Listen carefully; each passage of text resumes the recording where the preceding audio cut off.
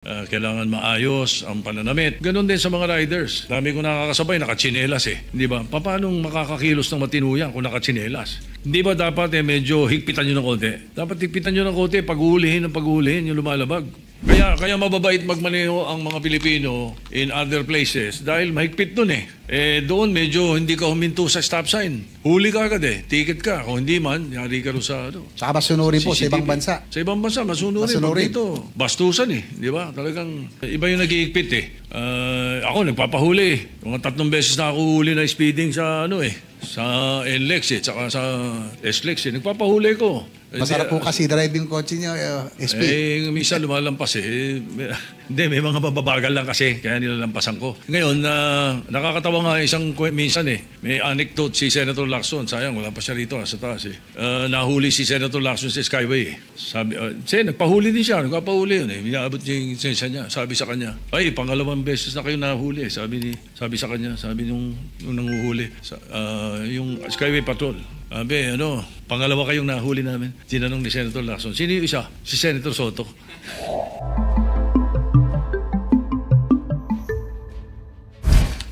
Will be very helpful in case we are able to pass this measure.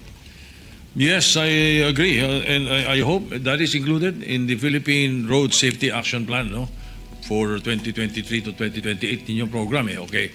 So again, will that include medyo stricter giving out of licenses by LTO? Yung pagkuha ng lisensya, hindi kasi dali nung araw. Nung araw napakadali. As a matter of fact, there were some years ago that marami nagalit sa akin. Sabi ko, pagka naghigpit uli ang LTO ng pagkuha ng lisensya at gayahin yung katulad ng pagkuha ng lisensya sa ibang bansa, katulad sa Amerika, ulitan. Lahat na magbe-birthday, panibago uli na yun ang suggestion ko some years back eh. And I said, I guarantee that 50% of the drivers will fail.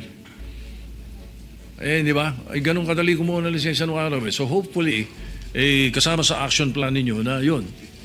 Riders Education Program, at hindi lang education program nagpapatakbo, dapat may konting, kumbaga sa yung sinasabi ninyo sa mga taxi driver, di ba? Ayaw nyo ng nakakamiseta, or hindi ba kailangan maayos ang pananamit. Ganon din sa mga riders. Dami ko nakakasabay, nakatsinelas eh. Paano makakakilos ng matinuyan kung nakatsinelas? At hindi nasisita. So, I hope that is included in your road safety action plan.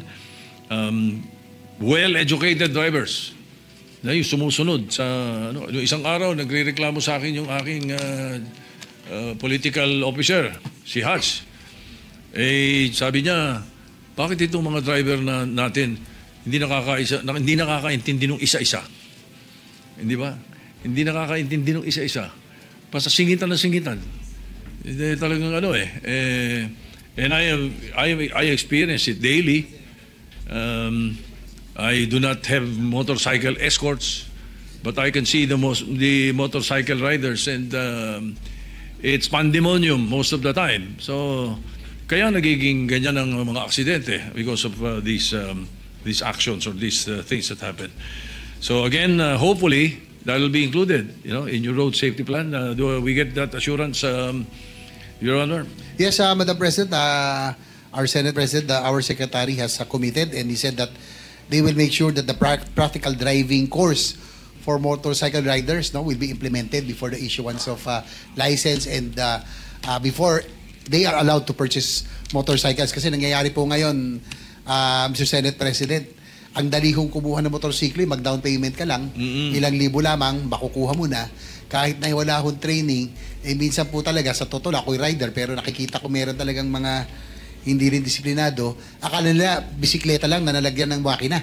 Kaya nagiging delikado. Kaya I think this introduction of mandatory training for motorcycle riders will be a big step towards road safety. And also, meron pang suggestion that aside from sa DepEd po sana, aside from the GMRC now that being implemented, that yung pong traffic rules, regulations, and etiquette be also included in the courses para alam na po ng mga tao kahit na hindi po sila motorista, they know the traffic rules and for safety reasons as well. At Mr. saka, President. pero ngayon yan, yan yung mga kasama sa road safety plan nyo. Paano yung mga dati na? Yung mga, dati na may mga lisensya, dati na mga nagmamaneho. Hindi ba dapat medyo higpitan nyo ng konti?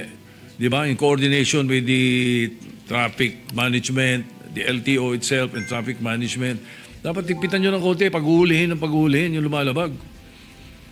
Para madala. Kaya mababait magmaneho ang mga Pilipino in other places dahil mahigpit dun doon medyo hindi ka huminto sa stop sign. Huli ka agad ticket ka. Kung hindi man, yari ka rin sa Saka masunurin po sa CCTV. ibang bansa.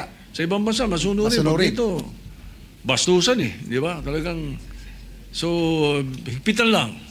Higpitan nyo lalo. Palagay ko, baka makaiwas tayo sa mga malalaking aksidente. Yes, Madam President, Mr. Senate President, Secretary Lopez said that they will make sure that enforcement will be stricter this time, and they will employ a merit and demerit system na talagang pag ikaw frequent violator, wala na, your license can be suspended or even canceled. Ayan, oo. Tama yun, because iba yung nag-iigpit ako, nagpapahuli. Mga 3 beses na ako huli na speeding sa sa NLEX tsaka sa SLEX nagpapahuli ko. Masarap po kasi drive yung kotse niya, SP. Minsan lumalampas Hindi, may mga mababagal lang kasi, kaya nilalampasan ko. Ngayon, nakakatawa nga minsan may anecdote si Senator Lacson. Sayang, wala pa siya rito, sa taas nahuli si Senator Lacson sa Skyway. Sabi, nagpahuli din siya, nagpapahuli yun Minaabot yung lisensya niya. Sabi sa kanya, pangalawang beses na kayo nahuli. Sabi sa kanya, sabi nung nanguhuli, yung Skyway Patrol. Sabi, pangalawa kayong nahuli namin. Tinanong ni Senator Lacson, sino yung isa? Si Senator Soto. Anyway, your proposed 100 million for the implementation of the Philippine Road Safety Action Plan 2023-2028, wala Wala akong nakita. Both in the NEP and the GAB. Walang funding. Ano ba ito? What would be the effect if that is not funded? Unfortunately, Mr. Senate President, hindi nga ho ito na ibigay. But according to our secretary, they cannot intensify itong new efforts that they would want to introduce. Yung po mga nabanggit natin. So they will go back to the old program. They will just have to make do and be contented with existing.